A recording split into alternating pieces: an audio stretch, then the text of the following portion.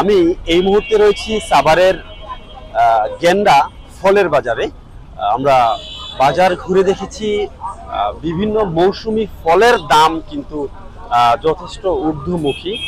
বিশেষ করে আমের কথা যদি বলি, আমরা আম দেখেছি 180 থেকে আকার ও প্রকার ভেদে 220 টাকা পর্যন্ত বিক্রি হচ্ছে। তো আশ্বিনী আম কিন্তু আমরা দেখেছি 50 থেকে 60 টাকা করে প্রতি কেজি বিক্রি হচ্ছে। যদি লটকনের কথা বলি, লটকন দেখেছি আমরা আকার ও প্রকার ভেদে 170 থেকে 190 টাকা প্রতি কেজিতে বিক্রি হচ্ছে।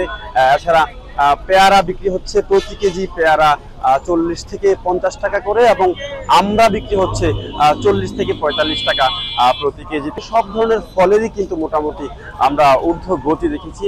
এছাড়া বিদেশি ফলের কথা যদি বলি, আঙ্গুর বিক্রি হচ্ছে আমরা দেখেছি 420 থেকে 450 টাকা করে।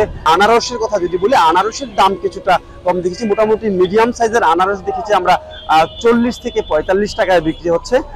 এক কথা, ফলের বাজারের যে চিত্র সেটি ঘুরে আমরা যতটুকু দেখেছি, মোটামুটি সব ধরনের ফলের দামে ঊর্ধ্বমুখী। সাভারের গেন্ডা ফল বাজার থেকে আমার কাছে এই ছিল বিস্তারিত।